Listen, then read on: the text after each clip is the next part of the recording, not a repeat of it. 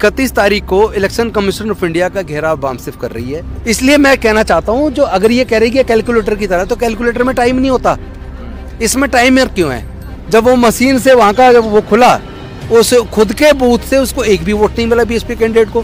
ये कह सकते नहीं जी राम मंदिर का असर था, और ये मतलब एक माहौल बनाना है ताकि जनता को भी लगे हाँ यार शोर तो मच रहा था। वो तो चोरी तो बाद में हो रही है ना, उस वक्त नहीं हो रही जिस वक्त वो जनता को दिखा रहे हैं। रेड माइक में आपका स्वागत है। मैं हूं सौरभ शुक्ला। ईवीएम को लेकर के एक मुहिम छिड़ी हुई। अब किन बातों को लेकर के मतभेद है, उस पर हमारे साथ बात करने के लिए राजेंद्र पाल गौतम खुद मौजूद हैं।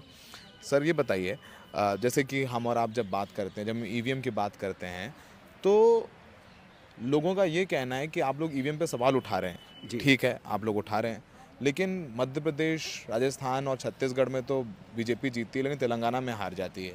तो तेलंगाना में क्या ईवीएम खराब नहीं थी? इस तरीके के तथ्य दिए जाते हैं। एक्चुअली एक बात बताइए, अगर हर स्टेट में ही बीजेपी जीतेगी तो फिर वो ये इस्टेब्लिश कैसे करेंगे कि ईवीएम में गड़बड़ नहीं है? एक आध स्टेट दूसरे को भी जीत लेना, तो ईमानदारी से एक आध जगह मत करो गड़बड़, बाकी जगह गड़बड़ कर लो।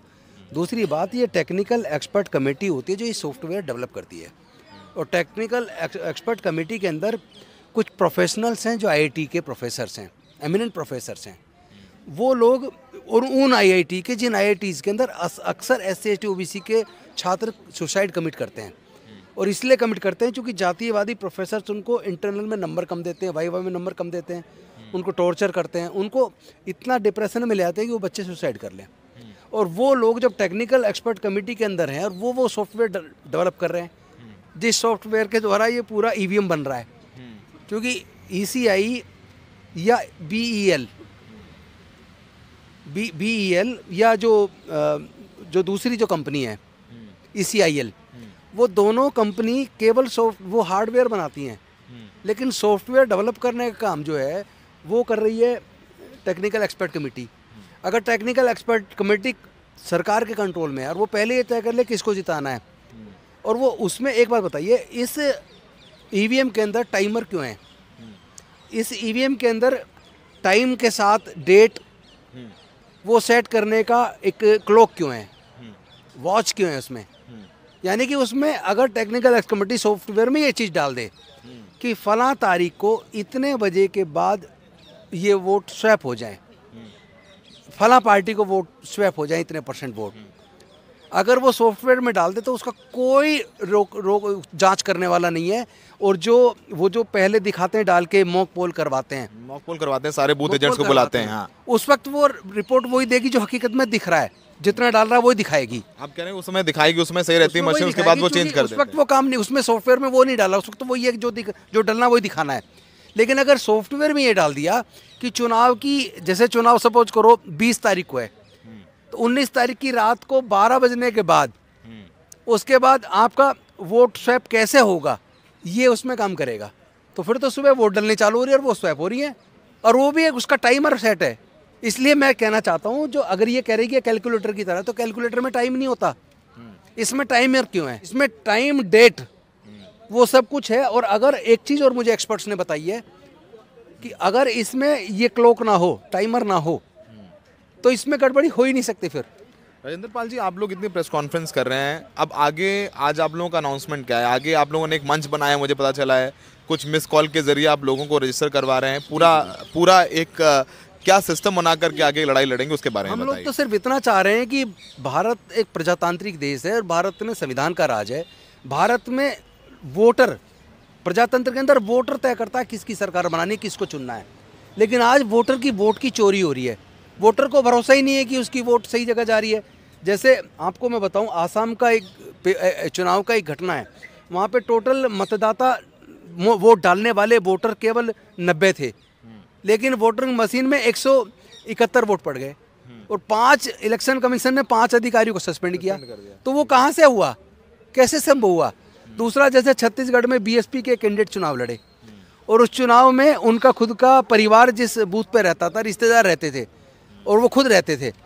जब वो मशीन से वहाँ का जब वो खुला, उस खुद के बूथ से उसको एक भी वोट नहीं मिला बीएसपी कैंडिडेट को, तो उनका वोट आखिर गया कहाँ? कितने लोगों ने मिस कॉल करके आप लोगों को अभी तक समर्थन दे दिया है? अभी तक लगभग 4,65,000 ने 4 दिन के अंदर मिस कॉल किया है ड्यूरिंग दीज लास्ट 4 डेज। और जो लोग कई कई बार कोशिश करते हैं, जिनको नहीं पता कि 2 बार बस के बंद हो गया तो आपका हो गया रजिस्टर, वो लोग बार बार कर रहे हैं, उनको भी जोड़ लिया जाए तो लगभग 10.5 लाख लोग 4 दिन के अंदर कर चुके हैं। ये आगे इस मुहिम को कैसे लेकर के जाएंगे? आगे जैसे 31 तारीख को इलेक्शन कमीशन ऑफ इंडिया का घेराव बामसिफ कर रही है।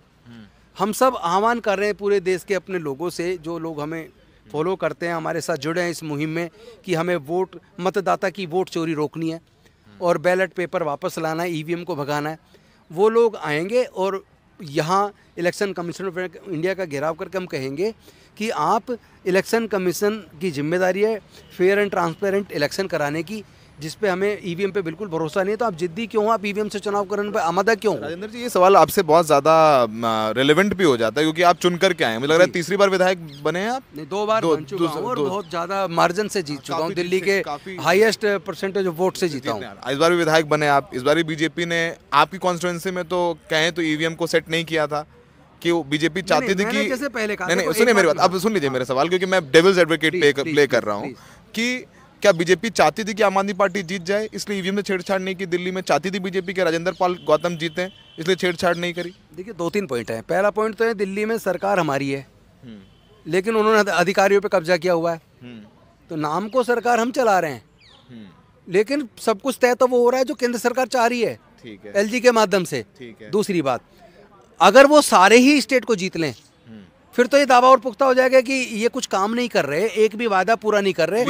कुछ चुनाव ये फेयरली होने देते हैं सिर्फ दिखाने के लिए, बाकी मैक्सिमम मेजोरिटी चुनाव ये लोग जीत जाते हैं। राजेंद्र जी, आप क्या ये कह रहे हैं कि अगर बैलेट पेपर से इलेक्शन करा दिया जाए तो भारतीय जनता पार्टी एनडीए चुनाव हार जाएगा?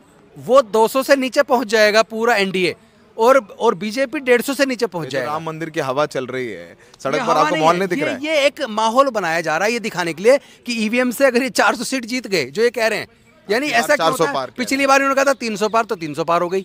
आज ये कह रहे हैं 400 पार, तो अब ये कल को अगर 400 पार अपना ईवीएम घोटाले से ले आए तो ये कह सकते हैं नहीं जी राम मंदिर का असर था। और ये मतलब एक माहौल बनाना है ताकि जनता को भी लगे हाँ यार शोर तो मच रहा था, क्योंकि पूरा मीडिया ये खरीद चुके हैं। पूरा मीडिया आज गोदी मीडिया, जिसको मनुवादी मीडिया कहते हैं, वो गोदी मीडिया पूरी तरह बीजेपी के कंट्रोल में आज, क्योंकि जिन उद्योगपति घराने जो मीडिया के मालिक हैं वो सब लोग बीजेपी के नेताजी के यार दोस्त हैं, और इसीलिए जो वहाँ ईमानदार पत्रकार थे वो नौकरी छोड़ छोड़ के जा रहे हैं या निकाले जा रहे हैं।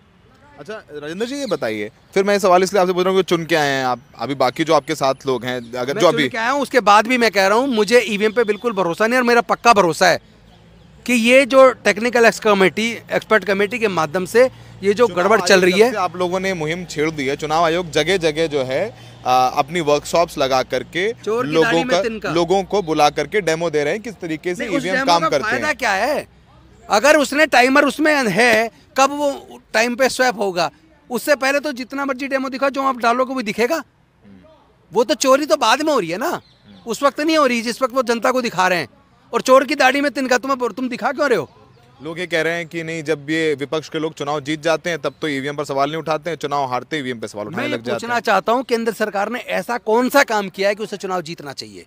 ऐसा कौन सा काम किया है कि जनता उसे वोट दे?